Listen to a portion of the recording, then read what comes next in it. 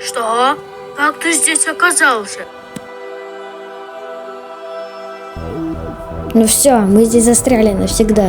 Боже, что же нам делать? Эх, нам осталось только ждать. Неизбежного, что может произойти в любой момент.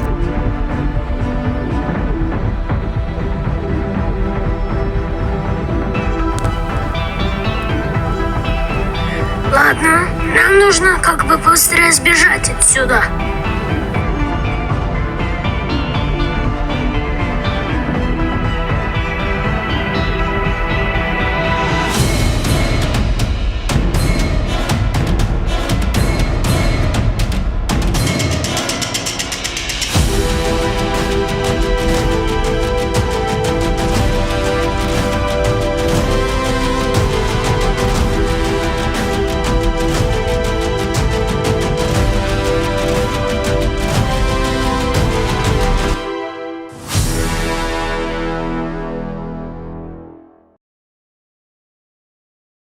Привет, меня зовут Финн.